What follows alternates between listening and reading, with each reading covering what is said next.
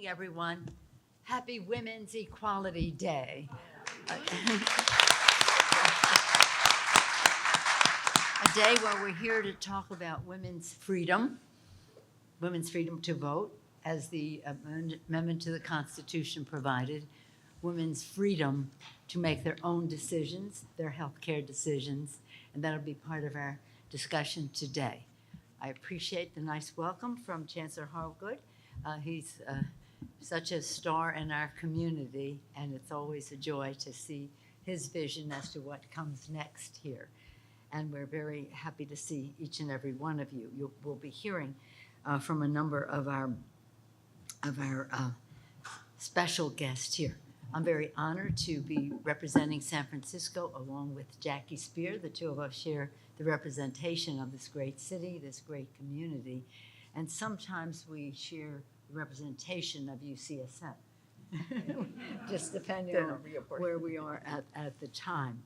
But it is, Jackie is co-chair of the Women's Caucus, a key member of the Pro-Choice Caucus. Well, I'll be introducing her in a moment, but we're just honored that she's with us today. We take pride in California's leadership on reproductive health, as I mentioned, a beacon of hope and refuge in a time of widespread fear. Emboldened by the radical Supreme Court, extreme MAGA Republicans are inflicting unimaginable pain on women and their families. In Florida, a judge told a 16-year-old girl she's too immature for an abortion, yet mature enough to become a mother. In Texas, doctors now face life in prison for providing care to their patients, for doing their jobs. So sad. Indeed, today American women are not as free as their mothers and their grandmothers were. My daughter Christine is here, and our granddaughter, who's 13, well, she has your banner. Where are you with your banner? Women's Equality banner. But her daughter, Bella, is 13, and she will not have the same rights as her mom and her grandmother. Indeed, American women have just, let me just put it this way. America's women will save America's democracy, because they have hit home on that. So, and I guess you know what's happening across the country. There's a battle being waged, a crusade of punishment and control. It's funny, they don't like birth control, but they want to control women's lives. Again, we've had legislation to make contraception accessible to women. We got 9 votes from the Republicans on that. That meant over 200 voted no. The right to travel for women to seek their reproductive rights.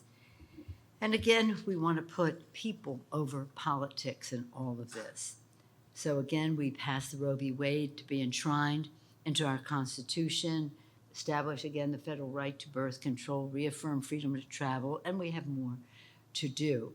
And even other aspects of reproductive freedom in terms of LGBTQ, marriage equality, and the rest.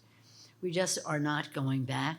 That's just the way it is, that they have to know that we're not going back. Now, I spent a good deal of time on all of this because it is the current manifestation of freedom for women, that the women, the suffragists fought so hard for. They fought so hard for it. And people, when women got the right to vote, this headline said, "Women given the right to vote." Well, we know that was not the case. Women were not given the right to vote. Women fought for it, struggled for it, took a long time, and now we have to fight for other aspects of that freedom. So now it's my privilege, and I actually jumped ahead of him, to yield to the distinguished Chancellor of UCSF. As I said earlier, he's a hero in our community with a big vision for inclusion and diversity and science and innovation, and in so many ways. We're honored that you welcomed us this morning, and now I yield for you to welcome us further, Chancellor Harwood. Thank you. Thank you so much, Madam Speaker, and good morning, everyone. I'm greatly honored to welcome you and Congresswoman Speier, great friends of the university, back to UCSF. At UCSF, we're incredibly proud to have two such principled and experienced leaders that represent us in Washington. Your steadfast leadership is crucial during this moment in history when fundamental rights are being reconsidered and revoked. The ruling to overturn Roe v. Wade rolled back a crucial constitutional right that is already changing the way women access reproductive health care in many states across the country. As a result, access to evidence-based reproductive health services is a growing health equity challenge, particularly for communities of color, low-income women, and undocumented people. In California, we are very fortunate that the state has already enacted new protections for patients and clinicians.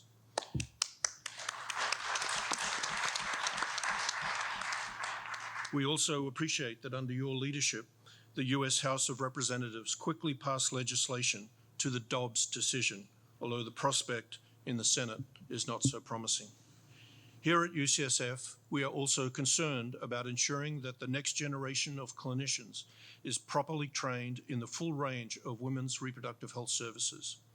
Trainees in states that have restricted abortion access may need to travel to complete their education at places like UCSF. So this morning, we will hear from three UCSF faculty members, Eleanor Dry, Ushma Umpadiyai, and Asmara Jabray. They will share their experiences and discuss the economic and health consequences of the Dobbs ruling. So UCSF is honored to host today's discussion about these issues and the future of women's reproductive health services in the United States. And I'll turn the program back to you, Madam Speaker. Will you introduce some of the other leaders of UCSF who are here? Sure, if I can recognize them with all their masks. But Talmadge King is our Dean of the School of Medicine. Suresh Gunasekaran is our new, I'll still call you new, Suresh, CEO of UCSF Health. Francesca Vega is the Vice Chancellor for Community and Government Relations. And I think I'll stop there because all of these people are important, but we'll be here all morning. Well, thank you so much, and thank all of you. But thank you for welcoming us in a way that is so values-based and so central to the issue at hand. And thank you for the leadership of UCSF in being part of some of the decision-making in California and in the country as an intellectual resource to us.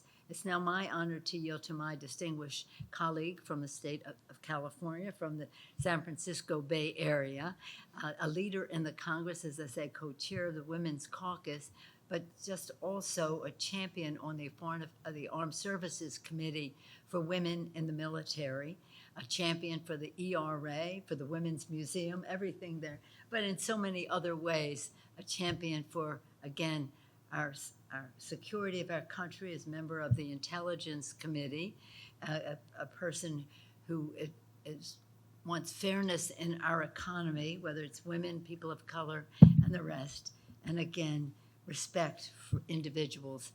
She was the champion in passing I don't know if we're calling it the Me Too legislation, but the Me Too legislation that passed through the House, which was a model for the Congress. I could go on and on about Jackie Speier, whether you're talking about the water in the Bay, the protection of our security of our country, the health of our people, the strength of our economy. Congresswoman Jackie Speier. Thank you, Madam Speaker. You know, it's remarkable that we have had the greatest speaker ever to serve in the Congress of the United States right here in our midst and serving today.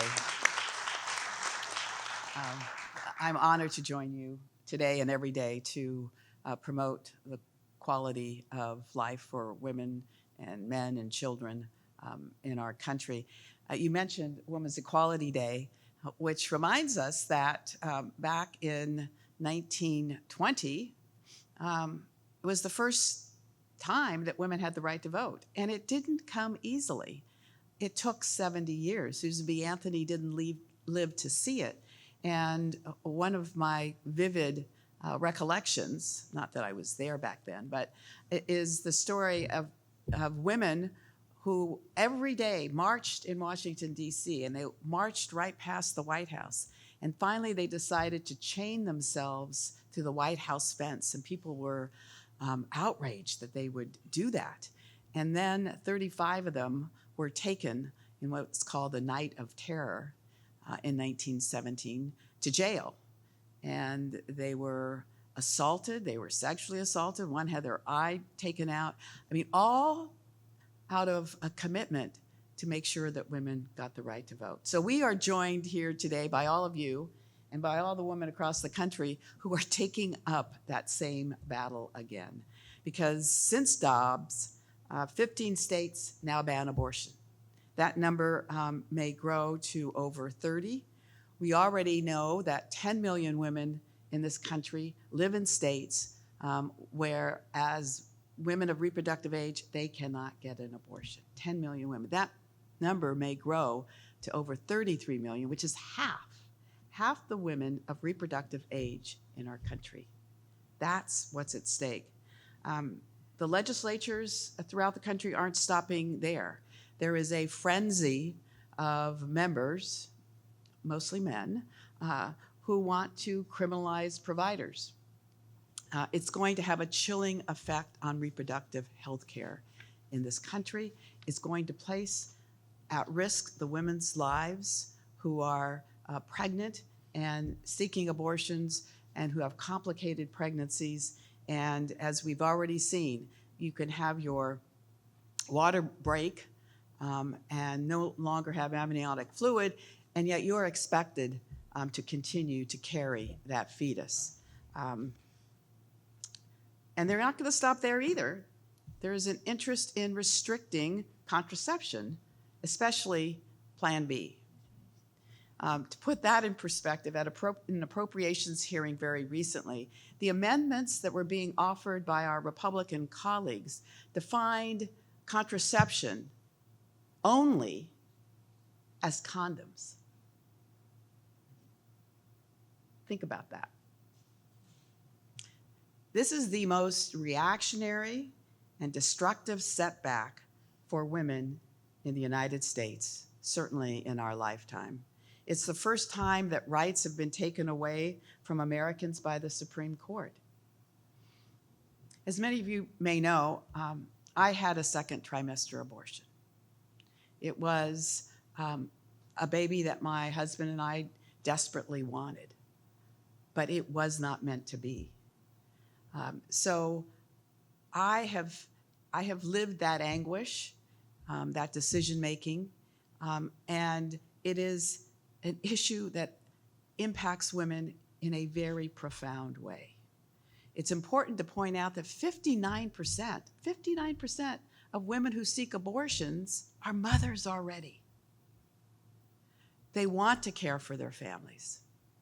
They want to be able to provide the best for their families. 49% of the women who seek abortions are living below the poverty level. So it's about survival.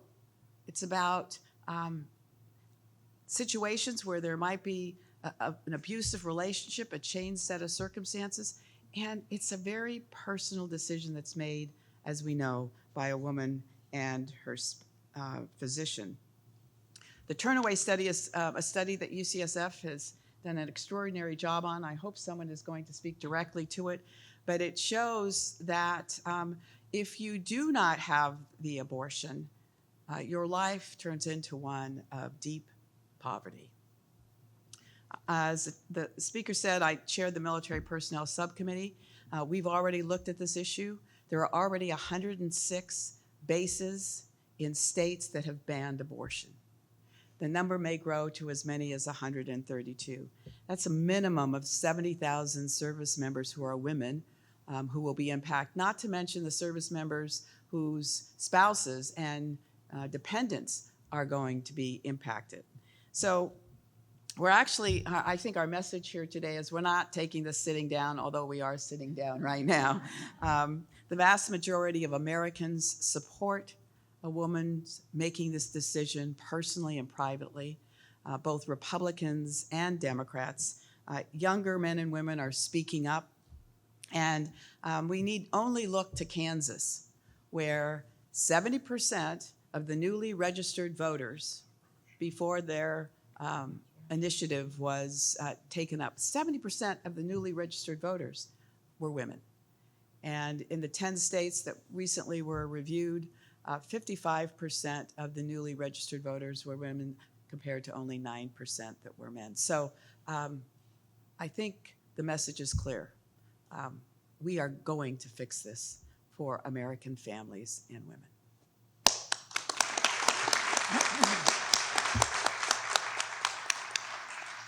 Thank you very much, Congresswoman Speier, for your remarks, but also for your tremendous leadership in so many ways. And again, fighting for not our servicemen and women, but our veteran women as well, and the needs that they have. Now we're going to hear from a leader who has devoted her life to serving our Bay Area, first in Oakland City Hall, now the tireless CEO of Planned Parenthood, Northern California, Gilda Gonzalez. Thank you. Thank you for the opportunity to be here on behalf of Planned Parenthood Northern California staff and board of directors. Our affiliate is headquartered in San Francisco, and we operate 17 health centers throughout our 20-county footprint from here to Oregon. We are now 2 months since the Dobbs decision, with patients across the country dealing with the reality of new abortion restrictions and bans. For the 7 California Planned Parenthood affiliates here in California, we began seeing an increase in out-of-state patients since September 2021, when Texas SB 8 went into effect. We've had a post-Roe preview for the past 10 months before the June 24th SCOTUS decision. Our local affiliate started serving patients coming from Texas pretty quickly, and some of the first patients presented as having support from friends and family. As time went on, we saw the degree of fear, isolation, and stress increase in out-of-state patients. Patients began to report that their friends and family no longer wanted to support them for fear of criminal prosecution, resulting in these patients needing more financial and logistical assistance. Abortion is health care, and it's been horrifying to see access of this essential health care deteriorated in now 16 states and counting.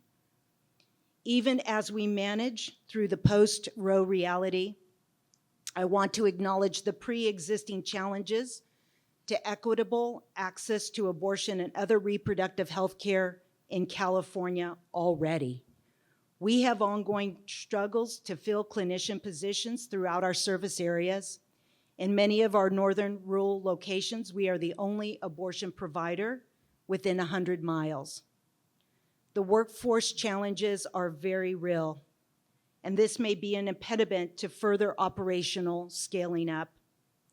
To address this challenge, we are forced to focus on fundraising at a local level to provide a source of recruitment and retention incentives.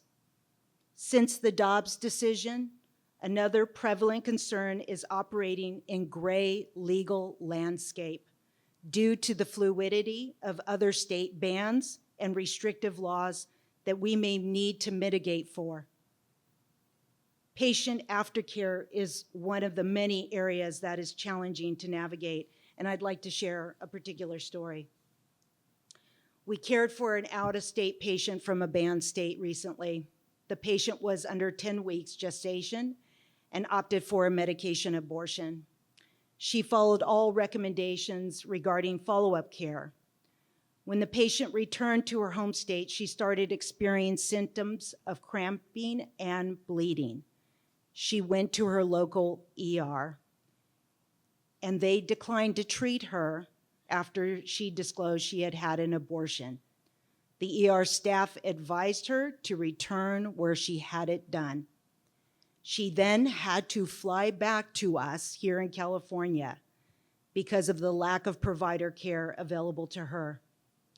And once she returned, we saw her, evaluated her, and she ended up having a small amount of retained tissue, which occurs very infrequently, but it is possible. As soon as it was aspirated, the patient expressed instant relief.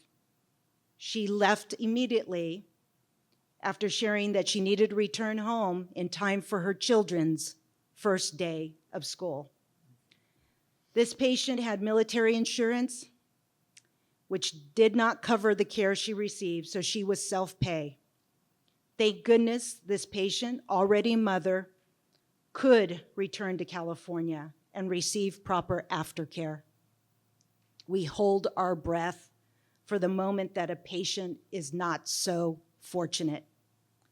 Speaker Pelosi, as I said earlier, patients coming to us for abortions are experiencing significantly more stress and fear due to hostile environments. And we believe that many are coming to us from other states and not accurately disclosing their home state to us to avoid being tracked down by officials when they return home. I also want to share that my stepson serves in the Air Force and resides in Arkansas, an abortion-banned state. I am not now comfortable visiting him there. My husband shares this concern and will now make plans to meet him in non-restrictive states or have him come to California. Our abortion providers are also worried about wondering if traveling to or through banned states for family visits pose any risk. For the anti-abortion movement to say they are pro-family, that falls flat and untrue. Abortion bans are hurting families, forcing loved ones away from each other when they, in fact, need each other the most. They are also hurting patients who are already facing existing racial and economic disparities. As further policies are explored, I appeal for alignment with the reality happening on the ground and how patients are really navigating through post-Roe to act in their own and families' best interests.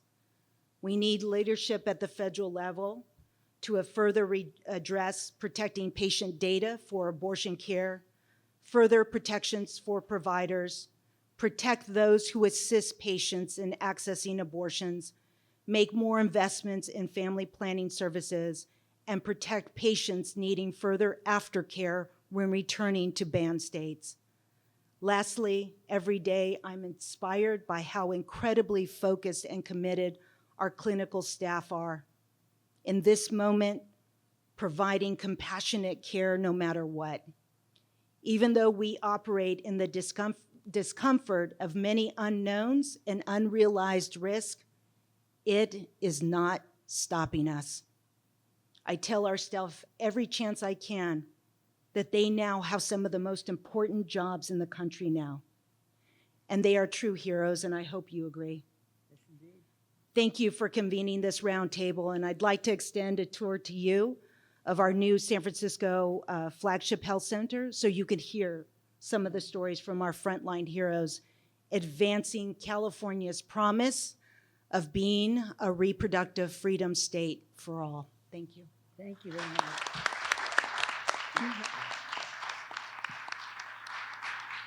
Thank you so much. I just want you to know that we do have Sarah Jacobs, a new member of Congress, has the legislation to protect the digital information because that is a way for prosecutors and the rest to go after women. She's really a leader on this. And Congresswoman Escobar, and she's of California, Congresswoman Escobar has the legislation to protect the providers. And again, it's hard for you to believe this, but we don't have, we have very little in terms of Republican support for contraception. And it's a stunning thing because I think it's important to note they use abortion as their front issue, but they're way back here on contraception and in vitro fertilization, everything else, and it's a problem. We'll talk about some of the other issues, but please thank your clinical staff for their courage and their service. And so now we're going to hear from someone from UCSF, a practitioner who spent decades serving San Francisco women, first a professor at UCSF, the longtime medical director of San Francisco General's Women's Option Center, Dr. Eleanor Dre. Thank you, Dr. Dre. So thank you, excuse me, thank you for allowing me to share how things look on the ground after the Dobbs decision has further constricted abortion access. I recently helped care for a patient who came to us from Texas, actually on the day of the decision, because her pregnancy was affected by multiple anomalies. She felt abandoned by her physicians, her state legislators, and the Supreme Court. Despite her grief, she kept asking us what she could do to help other women in her situation. As an OBGYN at San Francisco's Safety Net Hospital, where I've been the medical director of its abortion clinic for over 2 decades, every day I see who these bans will affect most critically. Those already battered by the harms of poverty and racism, including Black women who are at the highest risk of dying from childbirth. In addition to Texas, we're starting to see patients come to us from all over, from Florida, Georgia, Tennessee.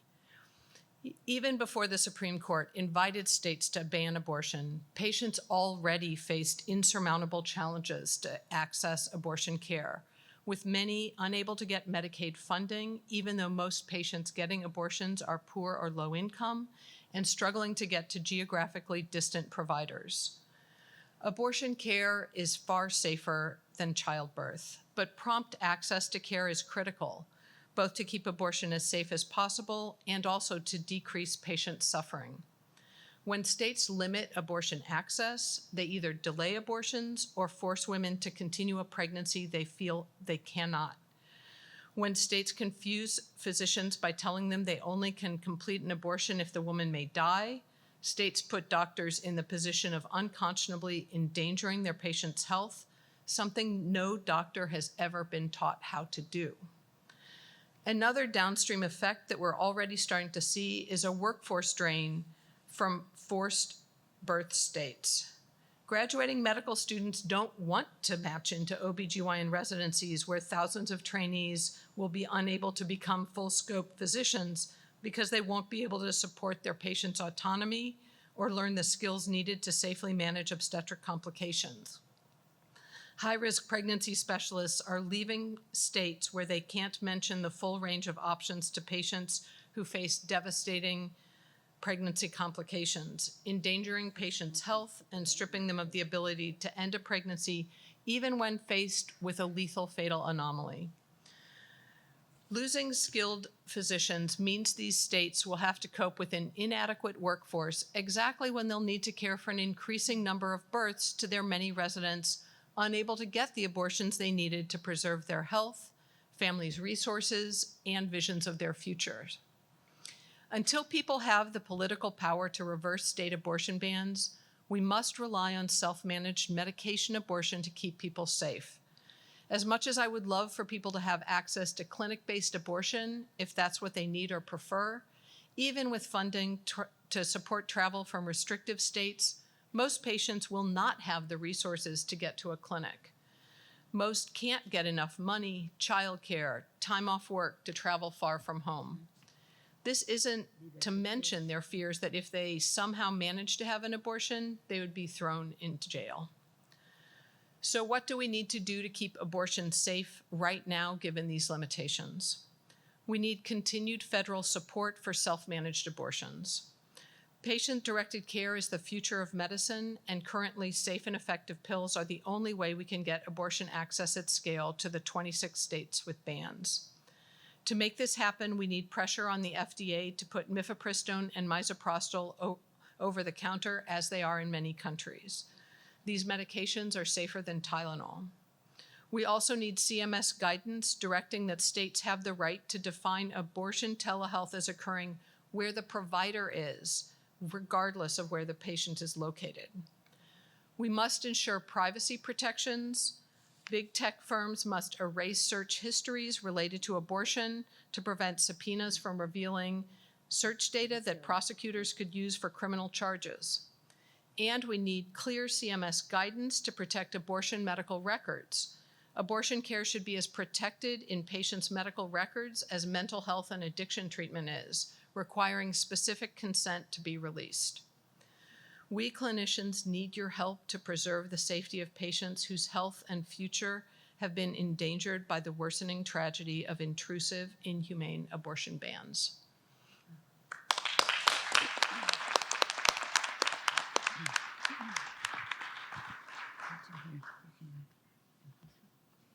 Thank you very much, Dr. J. You gave us a wonderful path. Some of that is being worked on in the Congress already and others with the administration. But thank you for validating and prioritizing that. Thank you. I'm going to yield to Jackie to introduce some of our other guests now. A respected public health scholar who is shining a light on the impacts of right-wing abortion restrictions, and associate professor here at UCSF, Dr. Oshuma Upadhyay. Did I say that close? Upadhyay. Thank you, doctor. Thank you. I am so pleased to join. I'm so pleased to join Speaker Pelosi, Representative Speier, and my colleagues here today. I'm Dr. Oshuma Upadhyay, a professor and public health social scientist here at UCSF with a group known as Advancing New Standards in Reproductive Health. And I'm proud to say UCSF is nationally recognized for its research in abortion. And what the research shows is that the Supreme Court ruling, Dobbs versus Jackson Women's Health, goes directly against science. Research shows that overturning Roe will be devastating for people and their families for years to come. If someone lives in a state where abortion is banned, they will follow one of three pathways, and all of them are challenging and risky. 1, they might travel out of state. 2, they may attempt to self-manage their abortion. Or 3, they could be forced to carry their unwanted pregnancy to term. Here's what each path looks like. Traveling out of state can be extremely hard for people because we're talking about a trip that could be hundreds of miles. The cost of such a trip can push it out of reach. Some people have never left their state before. Some can't take that kind of time off from work, and some can't leave their children behind for days at a time. They also need to raise the funds to pay for the abortion itself because many state laws prohibit people from using their own health insurance, including Medicaid, for abortion. Another pathway that some may face is self-managing their abortion, and this could take 2 forms. They can order abortion pills online through services such as Aid Access. And these medications are the very same medications that are FDA approved, and our substantial research has shown that these medications delivered through telehealth and by mail are extremely safe and effective. However, using these services can open people up to legal risks. We've already seen that people of color are disproportionately at higher risk of being monitored and targeted for their behavior, and this higher risk has carried over to abortion. For those who don't use pills, my research has found that people attempt to end their own pregnancies using ineffective means such as herbs, or harmful means such as tumbling downstairs or taking excessive amounts of prescription medications, potentially leading to unnecessary tragedy. And the third pathway is being forced to carry the pregnancy to term. And through the Turnaway study, led by my UCSF colleague, Diana Green Foster, we know that denying someone abortion care can cause them economic and physical hardship for years to come. It also impacts their children, who tend to have worse developmental outcomes and economic outcomes. One 26-year-old study participant who lives in a banned state explained why she couldn't get her abortion. Mainly, I couldn't gather the funding needed for the abortion. I couldn't even get through the abortion fund hotline, and my insurance isn't accepted. I reached the point in estimated gestation where abortions were just no longer available. Our research has found that people of color search for abortion care longer, pointing to existing systemic racism and inequality in our healthcare system that will be made worse by the abortion bans. My role, and that of my colleagues, is to bear witness. We are now conducting studies that will track shifts in how and where people obtain abortions after this decision. We will also track the creative ways that people are using telehealth services to access abortion pills. Our work is aimed at providing the vital evidence needed to restore abortion access in all states, because abortion is a critical part of healthcare that allows families and communities to thrive. Thank you so much.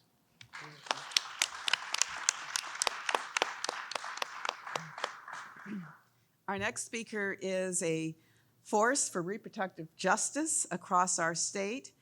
She is the director of NARAL's Pro-Choice California, Shannon Olivieri. I'm really doing a terrible job this morning.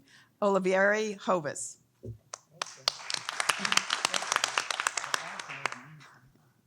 Thank you, Congresswoman. Good morning, everybody. My name is Shannon Olivieri Hovis, and I'm the director of NARAL Pro-Choice California. On behalf of NARAL's 4 million members nationally and more than 370,000 members here in California, I first want to thank you, Madam Speaker, for the actions that you have taken to protect reproductive freedom in response to the Supreme Court's decision overturning Roe v. Wade. Thank you for your leadership, for holding votes on reproductive freedom measures, and for going above and beyond to hold events and press conferences, lifting up the importance of reproductive rights and encouraging your members to do the same. The national landscape is clearly grim. At present, 14 states have total or extreme bans on abortion in place, and the complex and disturbing landscape is evolving by the day. Even today, you've heard us say different numbers, right? It is literally evolving by the minute and by the day. Bans on abortion cause real harm to real people, and they especially harm those who are already marginalized at every turn by our systems and institutions. Here in California, we have been preparing for this moment for the past year. After the Supreme Court allowed Texas's SB 8 to go into effect last September, we created the California Future of Abortion Council. The council is led by a steering committee that includes Access Reproductive Justice, California's only statewide abortion fund, Black Women for Wellness Action Project, Essential Access Health, the National Health Law Program, NARAL Pro-Choice California, Planned Parenthood Affiliates of California, and TEACH, Training in Early Abortion for Comprehensive Healthcare.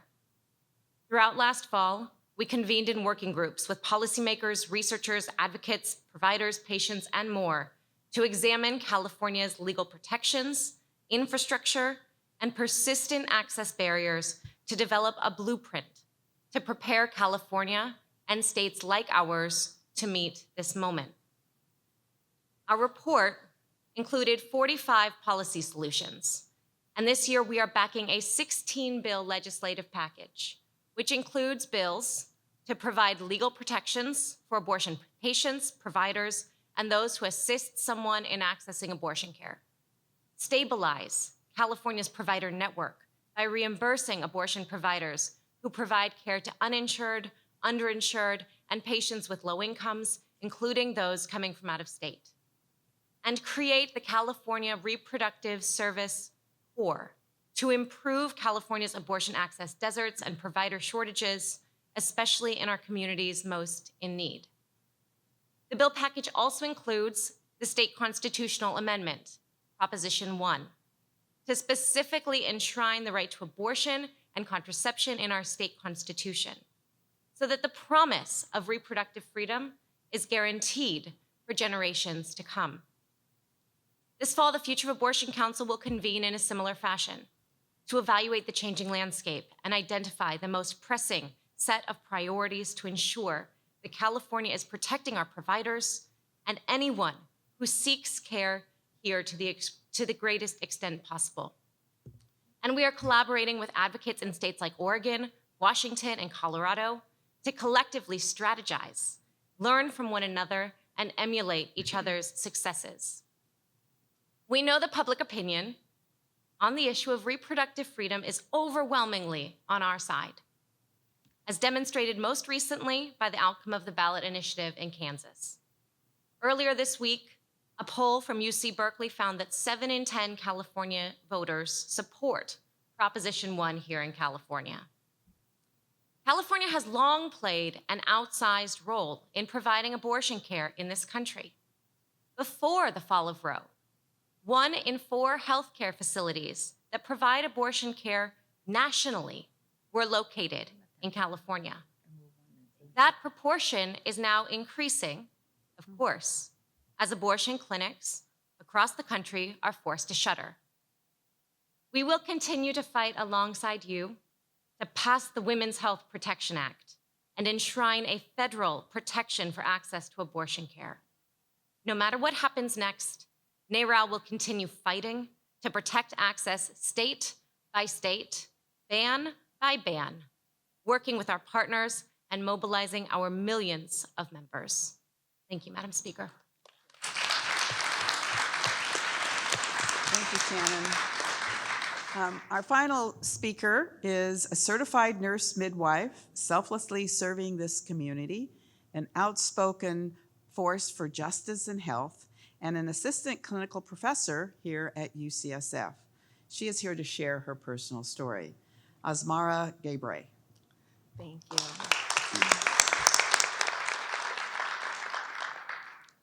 I want to start by just naming where we stand here today.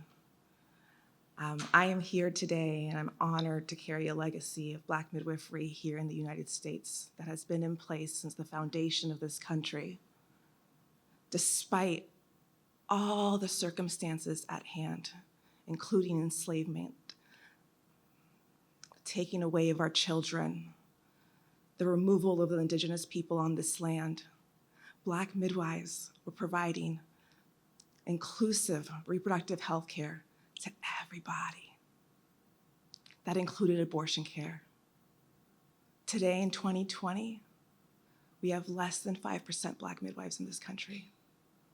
So I just want to rename, I'm honored to be here today, carrying forward the work of a legacy that has gone through so much to carry out, to serve, and protect the care of all people who are accessing reproductive health services. As a midwife, we provide continuity of care from all parts of the life. And here, as providers, in our different roles, everyone here, we are a community. And that's where it's at. We are not just one fragmented piece of why I'm sitting here today. We are collectively humans with complex backgrounds and journeys. So I will share mine. And I want to also name that I am not a representation for all Black folks in this country. I am one individual with a story, but I do matter. And so does everyone, those near and far from each of you here. We all deserve access to taking care of our needs when we need to, regardless of how you or anyone else feels about it.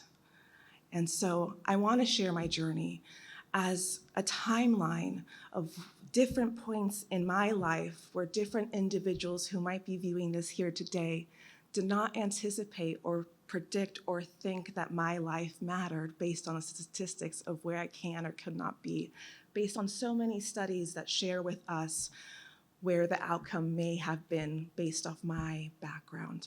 And so I just want to stand here today and let you know that I am here, I matter, and there's so many people like me all around us that do. So I am also honored to be the daughter of 2 immigrants. My father is from Asmara in Eritrea. My mother is from Mexico. They both arrived to this country soon after each other.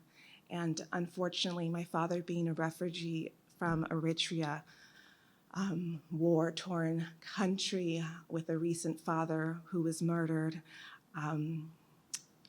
fell into the war on drugs as a victim to our prison industrial complex system that currently exists, and therefore I did not have that pillar in my life growing up. Additionally, in addition to the language barriers, immigration barriers that existed for my mother, we also had a system that was set up to not understand the uniqueness of our situation, and my brother and I were almost removed from my home when I was little. The amount of stress that those encounters cause in people's lives are happening all around us all the time, and still we rise, right? And so at the time when I was 14, I no longer had a home to live in. By the time I was 17, I had dropped out of high school. By the time I was also 17, I ended up being pregnant with my now 15-year-old son, who I'm so honored to protect, love, and serve for, and fight for, and be here today for. And it was his eyes, his being, who he is now, all of that, and my hopes and belief of what could be possible for the future, despite the fact of everything that happened. That hope and that energy pushed me back right into high school. I went to junior college at Cabrillo in Santa Cruz. I went to nursing school at USF here in San Francisco. I went to grad school here at UCSF, where I'm now a professor. And I'm honored to lead, and I've founded several programs, including Black, Indigenous, and People of Color Midwifery Mentorship and Belonging Program here for those who are interested in pursuing this career. We're desperately needed as this country spends the most amount of money on maternal health outcomes, but yet we are really at a disservice in how we're impacting our outcomes. We are dying exponentially, specifically as Black women. It is harder for us to carry a pregnancy and have a life baby live beyond a year than it is to have an abortion or access to an abortion. And so programs like that, I've also created a separate program called Mentorship and Belonging for current students. And then we're currently gonna launch our first Black Midwifery Fellowship here, inspired by the work happening in Tennessee by, of course, a Black midwife, the name Nakia Grayson, and I'm honored to follow in those footsteps. So I share a little bit about the work that I do. There's so much more, and I can continue to speak, but just to give light to the work that we're all doing is important, whether we see proximity to it or not. And my life matters. I now can provide care that's culturally congruent, respectful, and meaningful to other people in this city, in the state, because I made it here, right? Along this journey, I did have an abortion. And I am so grateful to have had that abortion. Because as you guys heard with those numbers, my odds were not good. Just fighting my way to get here was difficult. Imagine having to carry and care for another child when I was barely making it. And when I say barely making it, I would go to school in the day, I would work nights, I wouldn't sleep twice a week just to keep up with the caseload to raise my child. I understood more than anyone else in this world how hard it was. I've gone through it. I was not going to put my family through that again. And it is no one's, not any human on this planet has the right to tell any person that has lived experience what they can or cannot do with their bodies. There is so much work for us to do. That is not the fight to be at. Thank you.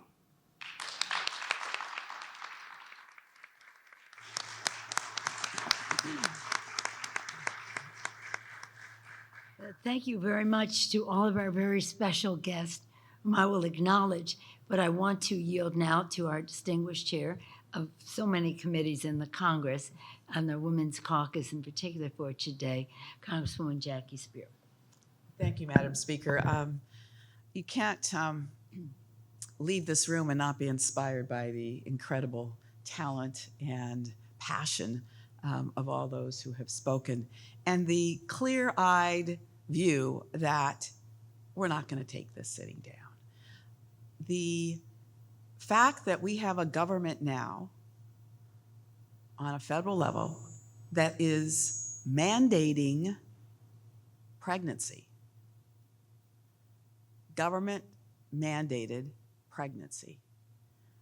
Flies in the face of every personal freedom on which our country is founded. And it's somewhat ironic at a time when we had so many colleagues on the House floor, Madam Speaker, who objected to your mandate to wear a mask because of their personal freedom, but it's okay to mandate pregnancies for women. There's a lot of work we can do, Dr. Dre. I think that your challenge to us to get the FDA to make the medication abortion available over the counter is a great challenge for us, and one that I'm sure we will take up, and to provide the kind of liability protection for providers who provide care in their state where it is legal is something that we will do as well. We also need more research to see to what extent we can extend medication abortion past 10 or 11 weeks. In Europe, as I understand, it's as much as 14 weeks. So lots of work to do, but we're prepared to do it. And I'm just grateful, Madam Speaker, that you chose Women's Equality Day to host this particular event.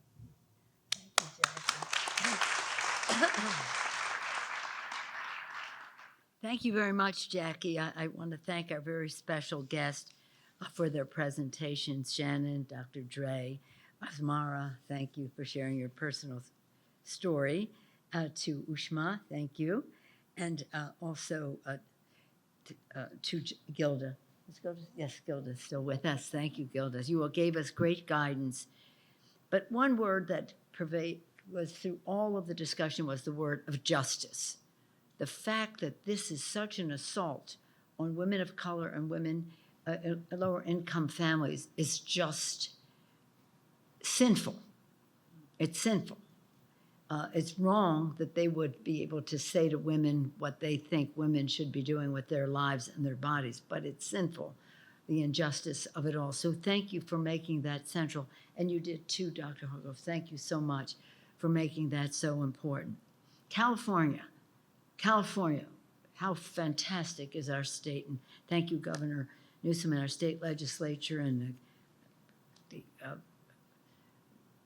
initiative that's going to be on the ballot. Thank you to our legislators for that. But Judy Chu is our leader on all of this. The day after Texas did what they did in last September, Judy's bill was ready to go to the floor to enshrine Roe v. Wade. So I just want to acknowledge that. Listening to some of what you said, I think you would be encouraged with the Black maternal mortality initiatives. Alma Adams and others have been just relentless on. So there are many things that are happening in the Congress, but much more of it would be done if we just win 2 more senators in November so that we can pass them in the United States Senate as well. One of the things that is always horrible to me is how they can prevent women from having a future child by how they disregard her health needs at any given time. And what does it mean also to her other children that she may already have? So we have in our infrastructure bill the telehealth expansion, which is helpful in terms of reaching many more people. Just so you know, today is a day of action throughout the country because it's Women's Equality Day, but we are focusing on women's freedom. And just to say this, we are concerned about women's kitchen table issues, how they pay the bills, food, school, whatever it is. And now the Republicans have made freedom, democracy, a kitchen table issue for women because it is a decision that has cost, both in terms of health, in terms of opportunity for other children, and also in terms of dollar amounts. So this day of action, again, is about women saving our democracy. Now, that's what is happening. Women saving others. And I'll just say this. Yesterday I was at something in Los Angeles, and Mom told me that listening to all of this going on, her 3-year-old daughter, the mother said something about what time she would go to bed, and she said, "Mom, nobody should tell girls what to do with their bodies." 3 years old. So it's coming through.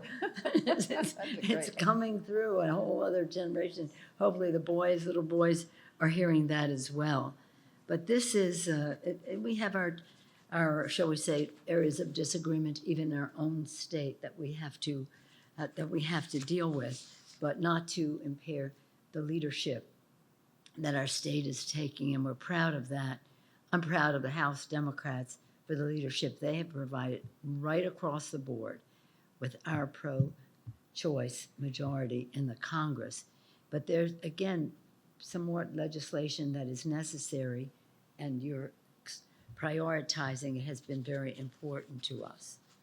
It is not a coincidence that we're doing this, as Congresswoman Speier said, on Women's Equality Day.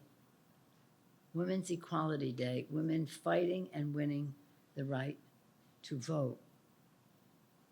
Vote for what? Vote for themselves, vote for freedom, vote for our democracy, and now we have this fight.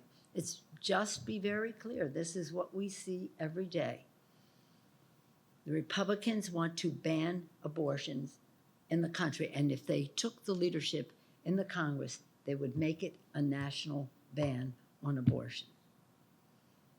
Justice Clarence Thomas made it very clear too. This isn't all that is there. It's about marriage equality. It's about women's right to choose. It's contraception. It's about other aspects of personal freedom. So it's really important that we know that women turning out and electing pro-choice legislators, whether they're Democrats or Republicans. But the fact is, right now, they're Democrats. We would love this to be bipartisan. So far, we don't see that. So on this day of action, let us understand the assault that this is on women, women of color, women of lower income women, and it's an injustice that we will not tolerate and cannot stand. And sharing personal stories is the most eloquent, convincing. When we saved the Affordable Care Act, we had 10,000 events to tell the stories. Tell the stories. That's heart to heart. That makes the difference. So on this Equality Day, I'll just close by telling you a story about women's equality. When I first became leader in the Congress and I went to my first meeting at the White House as the leader of the House Democrats, President Bush was president, very gracious, very hospitable, lovely, a lovely person. We don't agree on politics, but nonetheless gracious. So when I go into the room, I didn't worry about the meeting because I'd been to the White House many times, as Jackie has as an intelligence person, as somebody on the Armed Services Committee and the rest. I was an appropriator and intelligence. I just thought it was like any other meeting I would go to the White House. But when I got in there, it was a very small table, the president and then the 4 leader, House and Senate, Democratic and Republican. And I realized that it was unlike any other meeting that had ever been held in the White House, because it was the first time a woman was at the table, not at the appointment of the president, but as a representative of our party in the room. And the president understood that. He said, this is going to be a different meeting, and we're going to hear some different things from Nancy, from her perspective. And again, representing not only a very a large number of women in our caucus, but people of color, LGBTQ. I was different from the other people there because of who I represented. But anyway, sit down, he's welcoming me and all that. And all of a sudden, I felt very closed in on my seat. Jackie's heard me tell this story a million times. Closed in on my seat. I never felt this before. It was closed in my seat, Dr. Hargle. And all of a sudden, I realized it was Elizabeth Cady Stanton, Lucretia Mott, you name them. Sojourner Truth, Alice, Paul, everybody was on the seat with me. And I could hear them say, "At last, we have a seat at the table." And then they were gone. And my first thought is, we want more. We want more. Because the more diversity, the more inclusion that we have at any of the decision making, the better our policy will be and the better we can fight these assaults, the hostility. This is not just a difference of opinion. This is hostility to women. And on this Women Equality Day, we'll fight that hostility. With that, I want to thank you, Doctor, again, for Mr. Chancellor, for hosting us here today, and yield to you for the last word. Well, thank you very much, Madam Speaker, Congressman Speier, all of our speakers. I've heard many of you talk before, but listening today, it was just a call to action, inspirational. So thank you so much. We all have lots of work to do, but we greatly appreciate the leadership that you take from San Francisco to Washington, standing up on these issues and other issues of justice. So thank you. And thank the audience for being here. Very much appreciate it. I think we have a little time to mingle, but Thank Gilda Gonzalez, Dr. Eleanor Dre, Ushma Ubodaya. Did I do okay? Shannon Olivieri Hobus and Asmara Jabre. Thank you all. So let's take the